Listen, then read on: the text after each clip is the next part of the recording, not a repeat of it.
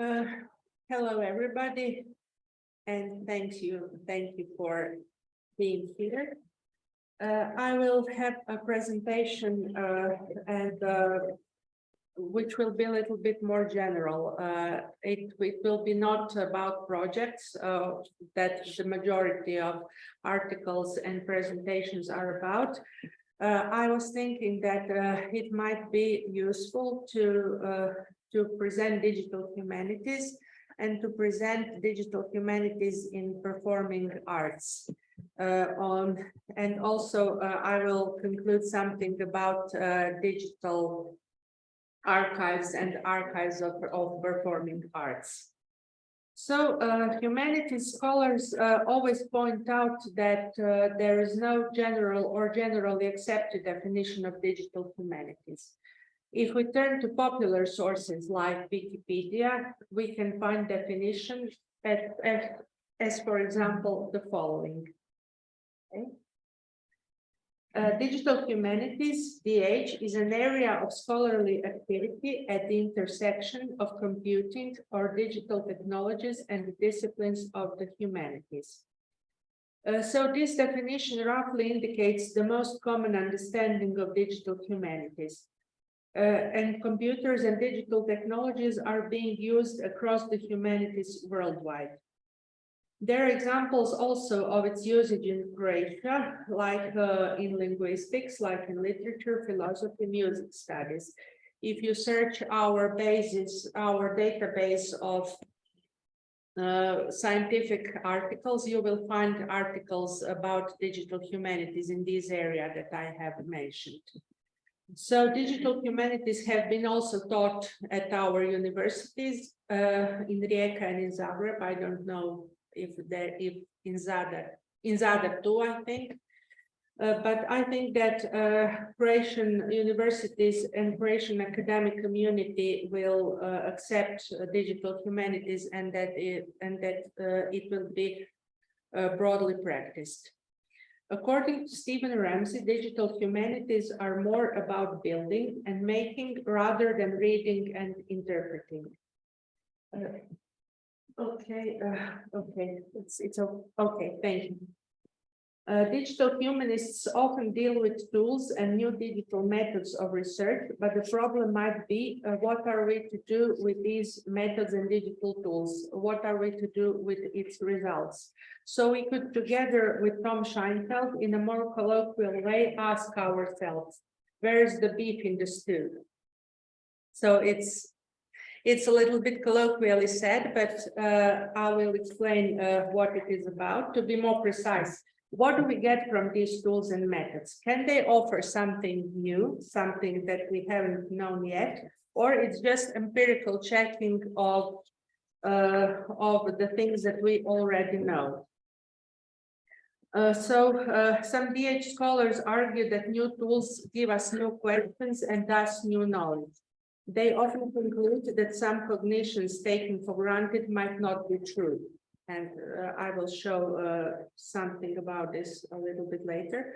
On the other hand, there are always skeptics who do not believe that important research questions could be forever and definitely answered. So digital humanities, as we have also heard from Cecile, imply open science and open access to research results, collaborative work of teams of scholars, GLAM and IT experts. So it is presumed that sharing results, knowledge and tools between teams should be a common practice as well as collegiality. These are considered as the most important values in DH. Another issue is, can a software or a digital tool be assessed equally like classical academic articles and books? So, for example, do we need double-blind reviews, or reviewing can be an open process? So if research results should be accessible to everyone interested in them, what is the role of scientific publishers who sell these results published in their journals? It's also an important question. It's a question of the open science in general. Since the softwares of text analysis were first to appear, so digital humanities found their space primarily in text-oriented studies. So the process of vast digitization made many literary texts digital, so literary experts were among the first ones who started studying literature digitally. So they have established the term, as you perhaps know, distant reading as opposed to close reading. Distant reading, for example, can be shown for example, yes, there are tools that can read hundreds of novels at a time. So scholarly reports say that they have learned many things that I have mentioned that should. So scholarly reports on many new things learned in this manner could be interesting for theater scholars who study dramatic texts. And yes, it's true. There are research in dramatic texts that are similar to the research of novels or poetry in text analysis. But digital humanities in theater and performance studies are quite a different matter.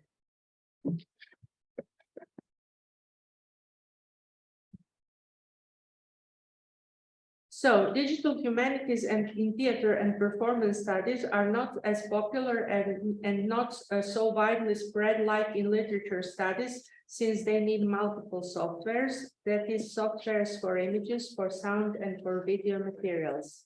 These tools have been developing, and there are more and more performing arts and theater scholars who take up digital humanities and publish articles and books on the subject. Many projects are going on, although some researchers like Deborah Kaplan insist that digital humanities in theater studies are still in their beginnings. However, she says, the ephemerality of theatrical event, significance of live presentation, of using different arts in theater and of audience's presence make performance and theater studies ideal for digital scholarship. New tools for studying performance and theater have been established as very useful, for they provide new information about old phenomena, as well as ask new questions and propose new areas of study. Another important thing is that contemporary theater performances often use digital technology, as digital humanities approach is very useful for scholars who study contemporary theater. Although some researchers and scholars like Deborah Kaplan and David Zeltz include digital performances to the area of digital humanities. Other experts like Sarah Bei Cheng think that performances based on digital technologies are not a part of digital humanities. Bei Cheng declares that the term digital humanities in theater and performance studies refers only to research and archiving. She proposes a model of three categories that DH in performance studies is all about: collection, analysis, and dissemination. Digital collections include digital archives and databases that gather all kinds of data about theatrical performance. Digital analysis uses computational tools to analyze not just contemporary performance, but also past theatrical events. Dissemination is not only about classical publications, but also websites, wikis, blogs, and online forums. To make a conclusion, Bei Cheng thinks that performance archives and documentation make an important part of DH in theater studies, since scholars have to use them in research. On the other hand, Deborah Kaplan proposes the following typology for DH in theater research: digital archives, digital theatrical environments helping scholars to use multiple ways of looking at theatrical spaces and events, digital visualizations that make possible the usage of digital tools for a great number of data at the same time, and digital databases that provide researchers with preserved and cataloged information. Thanks. Yeah, thanks. In a slightly different manner, David Zelt speaks about the development of digital humanities from database analysis of textual data towards the ability to analyze images.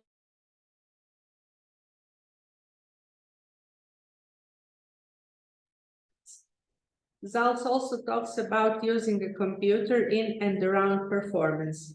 Computers now control lighting and sound in performances as they progress, but technology has also become a part of performance themselves. What could be considered as a part of DH in theater studies is a question that does not imply a unique answer. Could we establish that these studies consist of scholarly research, of work on performing arts documentation, and of contemporary performances that include technology? It is an interesting point for discussion. I will now present, as I have announced, a case of DH research in theater and performance studies that deal with big data and aims to show how they can help to research theater history contrary to classical approach to the subject. Deborah Kaplan has studied Yiddish theater at the beginning of the 20th century as a part of theater history that has been forgotten and neglected. We, Kaplan argues, deal mainly with great and influential personalities in theater history, so many people who made theater in certain times remain unknown. To reconstruct Yiddish theater in USA and people around it, she used a computer program to analyze a great number of theater booklets, cast lists, and correspondence. That is, as her analysis has shown, a great opportunity to see a contribution of each and every person included in production. With computer technology, as she has demonstrated, it is possible to ask different kinds of questions that conventional theater history cannot. Who were these invisible people and what their mutual relations were like? It should be noted, Kaplan insists that big data must be combined with more traditional ways of researching theater history, as this provides us with more accurate results than each of these approaches alone. To make such a research possible, theater and performance archives and much documentation digitized is needed. In many parts of the world, and in Croatia also, there are many small theater archives that cannot afford digitization due to the lack of funding. However, digitization brings up new problems. Digital materials need to migrate to new formats and new technologies, and it is important to ensure that the data do not become corrupted or unreadable. What also cannot be neglected are copyrights and intellectual property.